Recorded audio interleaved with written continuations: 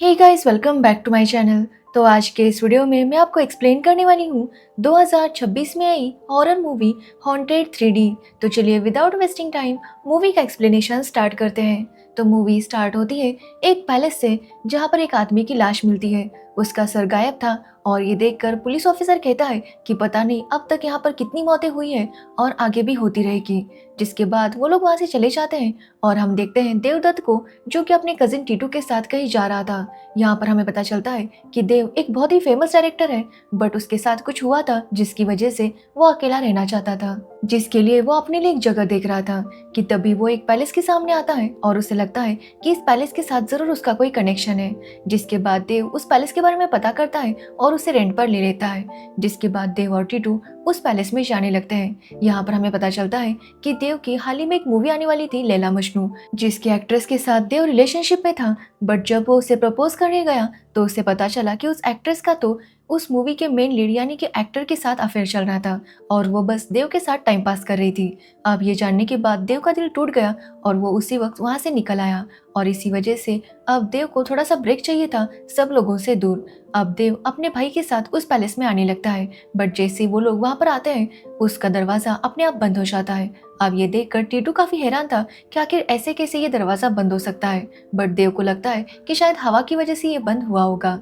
जिसके बाद ये लोग महल में जाते हैं, जहाँ पर उनकी मुलाकात वहाँ के केयरटेकर त्रिलोक और थानेदार से होती है। एक्चुअली थानेदार ही यहाँ पर रात पर रहा करता था। अब ये देखने के बाद देव उस महल को अच्छे से देखने लगता है तो वो देखता है कि एक साइड के तो सारे दरवाजे ओपन थे, बट एक साइड के सारे दरवाजे बंद थे। और ये बात वो जब त्रिलोक से पूछता है तो त्रिलोक कहता है कि काफी सालों से एक साइड के दरवाजे बंद हैं। साथ ही त्रिलोक कहता है कि उनके पास उसे ओपन करने की परमिशन नहीं है।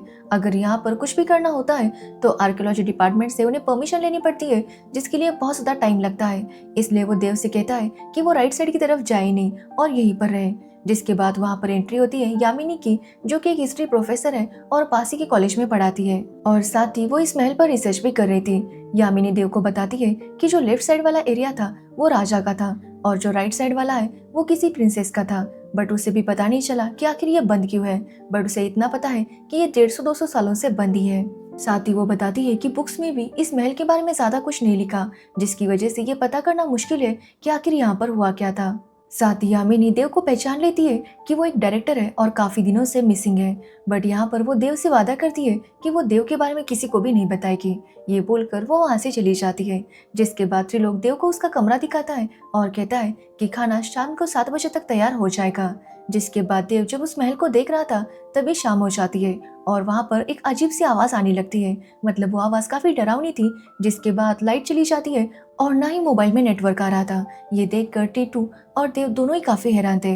वो इस बारे में थानेदार से पूछते हैं तो थानेदार कहता है कि ये महल अब जागने लगा है। यहाँ पर वो बताता है कि रोज रात को ऐसी एक आवाज आती है जिसके बाद लाइट, नेटवर्क, ये सब कुछ चला जाता है। अब ये सुनने के बाद टीटू को यहाँ पर काफी डर लग रहा था, बट देव को यहीं पर रुकना था। जिसके बाद वो दोनों रात को सो रहे थे तभी देव को किसी की आवाज आती है और वो देखता है कि राइट साइड का दरवाजा ओपन था, जो देखकर देव काफी हैरान था। वो उस महल के अंदर जाता है तो देखता है उस महल को अच्छे से सजाया गया था और ये देखकर देव काफी हैरान हो जाता है, क्योंकि ऐसा बिल्कुल भी नहीं लग रहा था कि ये दरवाजा 150-200 साल से बंद है। अब तभी देव को वहां पर एक अजीब सा भूत दिखाई देता है। अब इससे पहले कि देव कुछ बोल पाता तभी वहां पर एक सुनहरी नाम की लड़की आती है और देव को दूसरी तरफ लेकर जाती है। वो देव को बताती है कि वो लोग तभी बात करेंगे जब बिजली कड़केगी या फिर कोई आवाज होगी, क्योंकि वो भूत उनकी आवाज सुन सकता था बट वो देख नहीं सकता। जिसके बाद सुनहरी उसे बताती है कि वो जानती थी कि देव उसके लिए जरूर आएगा। अब ये सुनकर देव काफी हैरान था, क्योंकि सुनहरी को पहले से उसका नाम पता था। अब सुनहरी देव से पूछती है कि ये कौन सा साल चल रहा है, तो देव उसे बताता है कि ये 2026 चल रहा है। जो सुनकर सुनहरी कहती है कि उसे पता था कि देव इस साल उसे बचाने के लिए जरूर आएगा। कि तभी वहां पर वो भूत आ जाता है और सुनहरी को वापस लेकर जाता है, क्योंकि उसने सुनहरी की आवाज सुन ली थी और तभी सुनहरी वहां से गायब हो जाती है। अब ये देखकर देव काफी हैरान था। अब अगली सुबह देव वहां पर जाने की जिद करने लगता है क्योंकि फिर से राइट साइड के दरवाजे बंद हो गए थे और देव उसे खोलकर अंदर जाना चाहता था, जबकि थानेदार इसके लिए मना कर रहा था। जिसके बाद देव बाहर जाता है और पत्थर लेकर उस खिड़की को मारने की कोशिश करता है ताकि वो वहां से अंदर जा सके। बट तभी वहां पर यामिनी आती है और देव को रोकती है। वो देव के हाथों से वो पत्थर लेती है और खुद खिड़की पर मारती है, जिसके बाद वो खिड़की टूट जाती है। बट 2 मिनट के अंदर ही वो खिड़की वापस जुड़ जाती है। यहाँ पर वो देव को बताती है कि अगर देव भी इसके अंदर चला जाता तो वो वहीं पर रह जाता या फिर वहीं पर खत्म हो जाता। अब ये सुनकर देव और टीटू दोनों ही काफी हैरान थे। तो यामिनी बताती है कि जब वो इस महल पर रिसर्च कर रही थी तो उसे वहाँ पर एक डायरी मिली थी जो कि ब्रिटिशर्स के ज़माने के आर्किटेक्ट की थी और जो यहाँ पर कुछ रिनोवेशन करने वाला था। बट उसे यहाँ पर रुकने पर समझ आ गया था कि इस महल में कोई प्रॉब्लम है और इसी वजह से उसने उस ब्रिटिश ऑफिसर से कहा भी था। बट वो लोग इन सब बातों पर बिलीव नहीं करते और उसे कहते हैं कि वो अपना काम करे। अब उस ब्रिटिश ऑफिसर को राइट साइड में रिनोवेशन करना था और इसी वजह से वो आर्किटेक्ट अपने एक दोस्त को बुलाता है ताकि वो वहाँ की दीवार तोड़कर वहाँ पर अंदर जाकर देख सके। अब वहाँ पर उसका दोस्त देवेंद्र आता है जो कि उस दीवार को तोड़ देता है, जिसके बाद वो अंदर चला जाता है और कुछ टाइम बाद जैसे वो बाहर आने लगता है वो एकदम से इसे बूढ़ा हो जाता है और धीरे धीरे करके उसकी मौत हो जाती है। जिसके बाद उसका स्केलेटन दिखता है और वो पूरी तरह से राख हो जाता है। साथ ही वो दरवाजा जो उन्होंने तोड़ा था वो फिर से ठीक हो जाता है और फिर वो बंद हो जाता है और ये सब देखकर सभी लोग काफी हैरान थे। अब वहाँ पर उसी आर्किटेक्ट ने वहाँ पर ब्रिज बनवाया था ताकि यहाँ पर लोगों को आने में आसानी हो। अब देव को याद आता है कि वो भी तो उसी ब्रिज से आया था क्योंकि वो एक ही रास्ता था यहाँ पर आने का। यामिनी बताती है कि उसने इस बारे में थानेदार से भी पूछा था बट थानेदार ने उसे कुछ भी नहीं बताया था और इसी वजह से एक रात यामिनी खुद ही इस महल में आने लगी। बट जब उसने उस ब्रिज को ढूंढने की कोशिश की तो वहां पर ब्रिज उसे नहीं दिखाई दे रहा था, जिसके बाद मैप पर ऐसे दिखा रहा था कि ब्रिज यहाँ से काफी दूर है। कि तभी यामिनी के सामने काफी अजीब से पंछी आ गए, जिसके बाद उसे लगा कि वो किसी अलग ही टाइम जोन में चली गई है और ये देखकर वो बहुत ज्यादा डर गई थी। साथ ही देव को वहां पर एक बुक मिलती है जिसमें एक कविता लिखी हुई थी और देव उस कविता को पढ़ भी पाता है जो कि अलग लैंग्वेज में लिखी थी और ये देखकर देव खुद भी काफी हैरान था। अब यहाँ पर हम समझ पाते हैं कि जरूर देव और सुनहरी का कोई ना कोई कनेक्शन था। जिसके कुछ टाइम बाद वो राइट साइड का दरवाजा फिर से ओपन हो जाता है और देव डिसाइड करता है कि आज फिर से वो यहाँ से अंदर जाएगा। जिसके बाद वो जैसे अंदर जाता है फिर से वो भूत उसे डराने की कोशिश करता है बट देव अपने जूते उतार देता है ताकि उस भूत को उसकी आवाज सुनाई ना दे। जिसके बाद देव फिर से अंदर जाने लगता है तो उसे सुनहरी दिखाई देती है जो कि उसे अपने पास बुलाती है। अब देव देखता है कि सुनहरी काफी खुश थी और उसके ऊपर कोई भी घाव नहीं थे, बट उसे याद नहीं था कि कल वो देव से मिली थी। अब देव जब उसे याद दिलाता है तो सुनहरी काफी खुश हो जाती है। वो देव को बताती है कि उसे अपने पापा के ज्योतिष विद्या से ही पता था कि एक ना एक दिन देव उसे बचाने के लिए जरूर आएगा। अब यहाँ पर देव सुनहरी से पूछने लगता है कि आखिर वो यहाँ पर कैसे फंसी। जिसके बाद वो उसे अपने रूम में लेकर जाती है और शॉवर ऑन करती है ताकि उस आत्मा को उनकी आवाज सुनाई ना दे सके। बट तभी वहां पर जो बॉटल थी वो गिर जाती है और ये देखकर सुनहरी समझ जाती है कि वो आत्मा जरूर यहाँ पर आएगी और इसी वजह से वो देव को अपने कबर्ड में छुपा देती है और देव से कहती है कि वो कोई आवाज ना करे। जिसके बाद सुनहरी नहाने लगती है ताकि वो उस आत्मा को ऐसे दिखा सके कि यहाँ पर कोई भी नहीं था। जिसके बाद वो घुस्ट वहां पर आ जाता है और सुनहरी को बहुत ही बुरी तरह से मारता है। जिसके बाद वो वहां से चला जाता है। अब ये सब देखकर देव भी काफी शौक था बट वो कुछ भी कर नहीं पाता। जिसके बाद वो सुनहरी की मरहम पट्टी करता है और सुनहरी उसे एक मैप बनाकर देती है। जिसके बाद देव उसी तरफ जाने लगता है। तो वही हम टीटू को देखते हैं जो कि यामिनी के साथ देव का इंतजार कर रहा था। यहाँ पर टीटू यामिनी से कहता है कि उसे भूत प्रेत पर विश्वास नहीं था और उसे कभी लगा नहीं था कि उसका पाला कभी किसी भूत से पड़ेगा। तो यामिनी कहती है कि गीता में भी लिखा है कि हम सब एक आत्मा है और आत्मा कुछ टाइम शरीर में रहती है जिसके बाद वो शरीर छोड़कर चली जाती है। लेकिन कुछ आत्माएं ऐसी होती है जो कि बुरी होती है और लोगों को सताने में उन्हें मजा आता है। ये आत्मा भी वैसी है और ये जानबूझकर यामिनी को सता रही है। तो वही हम देव को देखते हैं जो उस मैप को फॉलो करता हुआ एक रूम तक चला जाता है। तो वहाँ पर सुनहरी की एक पेंटिंग थी जिस पर लिखा गया था कि ये 1890 की पेंटिंग है। अब ये देखकर देव वहाँ से वापस आता है और यहाँ पर वो काफी ज्यादा शॉक था क्योंकि अगर सुनहरी 1890 में थी तो अब जब वो उसे देखता है तो वो इतनी यंग कैसे हो सकती है। जिसके बाद देव तुरंत टीटू और यामिनी के साथ उसी ब्रिज की तरफ जाने लगता है बट वो देखता है कि वो ब्रिज ही गायब था। जो देखकर देव को पता चलता है कि एक्चुअली अभी 1890 का टाइम चल रहा है। वो यहाँ पर यामिनी और टीटू को बताता है कि महल का जो राइट साइड है वो रात को 1890 में रहता है और सुबह फिर से प्रेजेंट में आ जाता है और वो था 2026 में। देव कहता है कि सुनेरी 1890 में फंसी हुई है और वो लोग अगर उसे भगाकर प्रेजेंट में लाते भी है तो वो खत्म हो जाएगी, क्योंकि कोई भी इंसान इतने सालों तक नहीं रह सकता। और अगर ये लोग भी वहाँ पर चले जाते हैं तो 1890 में तो ये लोग थे ही नहीं, जिसकी वजह से ये लोग भी खत्म हो जाएंगे। जिसकी वजह से देव समझ नहीं पा रहा था कि आखिर वो सुनेरी को कैसे बचाए। तभी हम एक वहाँ पर पंछी को देखते हैं जो कि कंटिन्यूअसली उनकी बातें सुन रहा था और इनकी बातें सुनकर वो वहाँ से चला जाता है। अब देव यामिनी और टीटू से कहता है कि उन्हें सबसे पहले उस शैतान को खत्म करना होगा, उसके बाद ही वो सुनेरी को आजाद कर सकते हैं। अब रात को फिर से दरवाजा खुल जाता है और देव राइट साइड में चला जाता है, जहाँ पर वो देखता है कि सुनेरी एक फाउंटेन के पास खड़ी थी ताकि उनकी बातें वो डेविल सुन ना सके।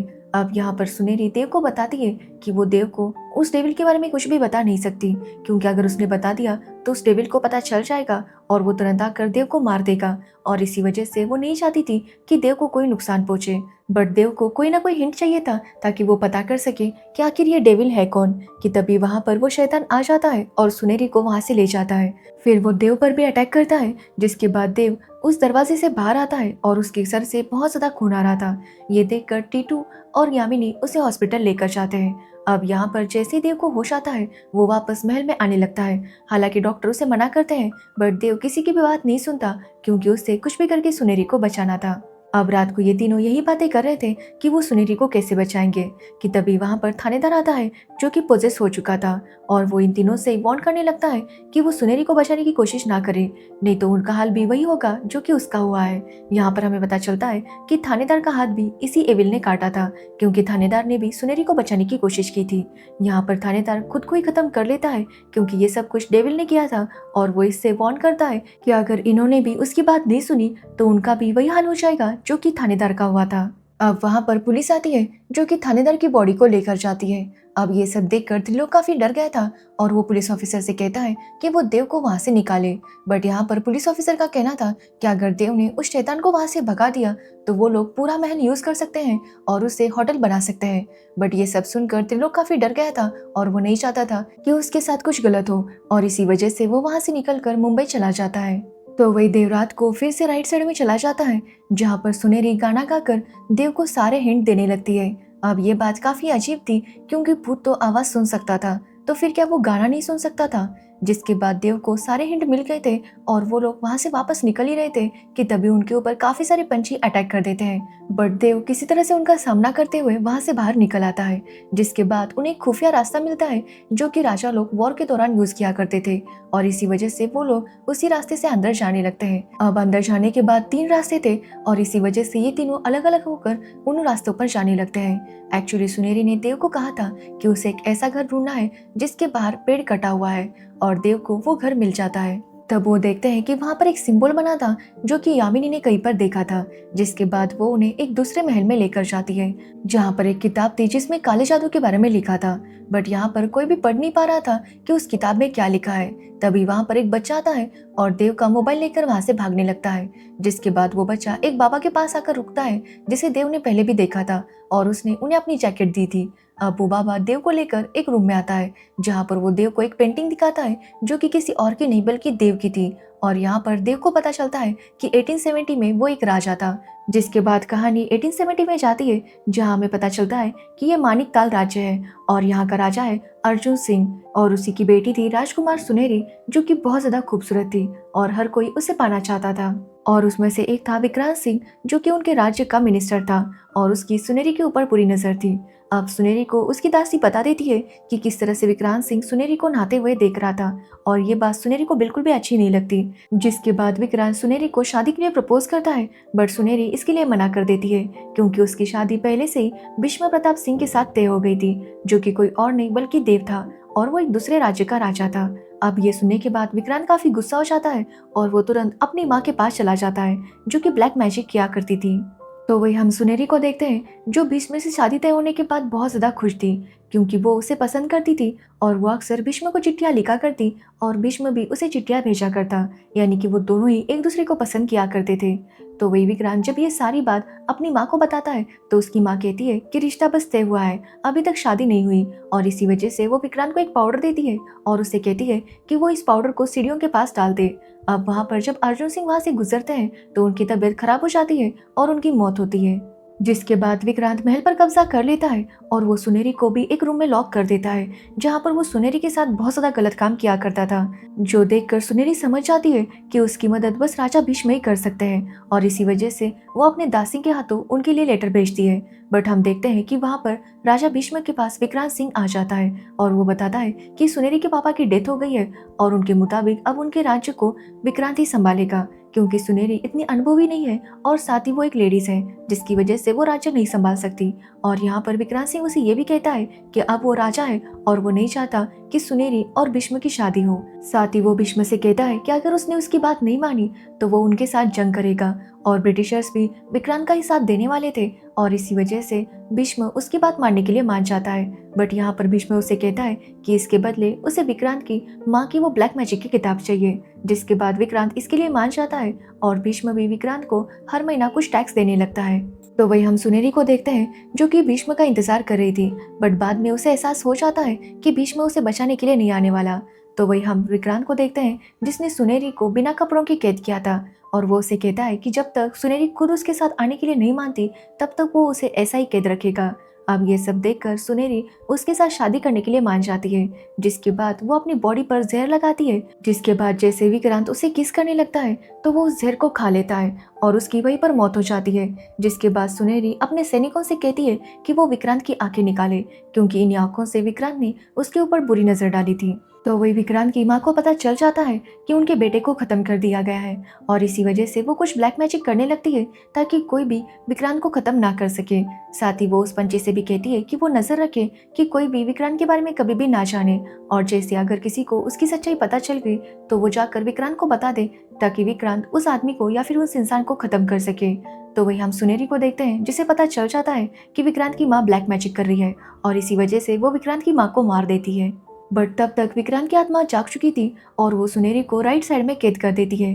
अब यहाँ पर विक्रांत की आत्मा सुनेरी को उसी लूप में फंसा देती है जहाँ रोज सुनेरी विक्रांत की आत्मा से बचकर भागने की कोशिश करती, बट वो भाग नहीं पाती और विक्रांत उसे पकड़कर बहुत ज्यादा टॉर्चर करता और उसके साथ गलत काम करता, जिसकी वजह से सुनेरी ने भी अब हार मान ली थी और वो वहां से भागने की कोशिश बिल्कुल भी नहीं करती, क्योंकि वो जानती थी कि कुछ भी सफल नहीं होगा।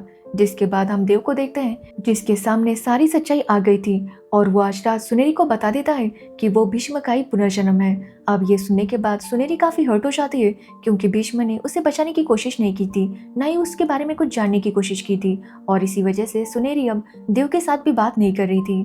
जिसके बाद हम त्रिलोक को देखते हैं जो कि मुंबई असल में इसलिए गया था ताकि वो देव की एक्स गर्लफ्रेंड को यहाँ पर ला सके और देव को यहाँ से भेज सके, क्योंकि त्रिलोक नहीं चाहता था कि देव की भी मौत हो जाए। अब देव की एक्स गर्लफ्रेंड उसे कहती है कि वो वापस चले, उनकी मूवी बहुत ज्यादा हिट हो गई है और वो चाहती है कि देव उसके साथ वापस आए, बट देव उसे इसके लिए मना कर देता है। यहाँ पर उसकी गर्लफ्रेंड उससे माफी मांगने लगती है कि उसने देव को चीट किया, बट देव कहता है कि ये देव के पिछले जन्म का पाप है, जिसकी वजह से उसके हर रिलेशनशिप में उसे धोखा मिलता है, क्योंकि पिछले जन्म में देव ने भी किसी को धोखा दिया था और इसी वजह से अब देव के साथ यही सब होता है। इसलिए वो अपनी गर्लफ्रेंड को माफ कर देता है और उसे वहां से जाने के लिए कहता है। जिसके बाद देव को अब हर हाल में सुनेरी को बचाना था, क्योंकि पिछली बार तो उसने उसे धोखा दिया था, बट इस बार वो डिसाइड करता है कि वो बिना सुनेरी को यहाँ से बचाए नहीं जाएगा।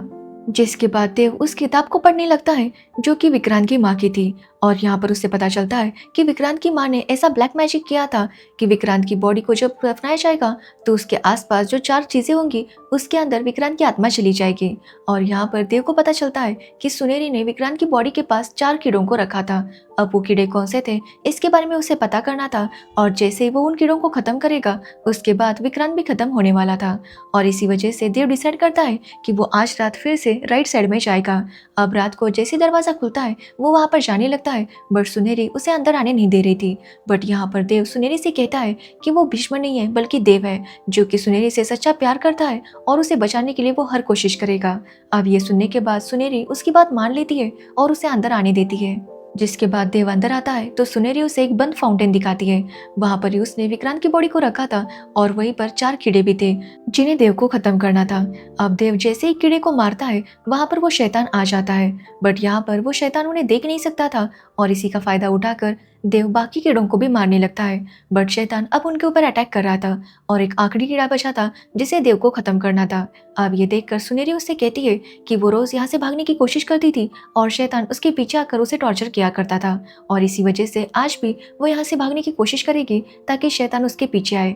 जिसके बाद वो वहाँ से भागने की कोशिश करने लगती है और वो डेविल उसके पीछे पड़ जाता है। तो वही हम देव को देखते हैं जो उस आखिरी कीड़े को मारने की कोशिश कर रहा था कि तभी वहाँ पर डेविल आ जाता है क्योंकि वो समझ गया था कि ये उनकी चाल है।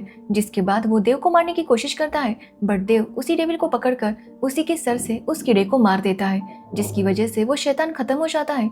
और जैसे ही वो खत्म हो जाता है पूरा महल टूटने लगता है। ये देखकर सुनेरी देव से कहती है कि उसे अपनी दुनिया में वापस आना होगा। जिसके बाद वो देव को वहां से जाने के लिए कहती है बट देव तो सुनेरी से प्यार करता था जिसकी वजह से वो जाना नहीं चाहता था। बट सुनेरी उसे वहां से भेज देती है। वो देव से कहती है कि वो उससे बहुत प्यार करती है और हमेशा उसे याद रखेगी और कभी भी नहीं भूलेगी। जिसके बाद कहानी फिर से प्रेजेंट में आती है जहाँ पर हम देव को देखते हैं जो कि हॉस्पिटल में था और उसकी कंडीशन काफी सीरियस थी। यहाँ पर यामिनी देव को बताती है कि देव ने सुनेरी को बचा लिया था और सुनेरी ने एक काफी अच्छी लाइफ जी, उसके बारे में किताब में सब कुछ लिखा है। बट सुनेरी ने कभी भी शादी नहीं की क्योंकि वो देव से प्यार करती थी और उसी के प्यार में उसने अपनी पूरी जिंदगी बिता दी। वो बताती है कि सुनेरी के बारे में बुक्स में सब कुछ लिखा है, उसके बारे में और उसके पैलेस के बारे में। अब पैलेस भी एक ही टाइम में आ चुका है और सब कुछ ठीक हो गया था। अब ये सुनते ही देव को काफी अच्छा लगता है, जिसके बाद उसकी मौत हो जाती है और यहीं पर यह मूवी एंड हो जाती है। तो ये थी हॉन्टेड 3D मूवी की स्टोरी। अगर आपको इस मूवी की स्टोरी और मेरा एक्सप्लेनेशन अच्छा लगा हो तो वीडियो को लाइक कमेंट शेयर जरूर करना और मेरे चैनल को सब्सक्राइब करना बिल्कुल मत भूलना। Thanks for watching video.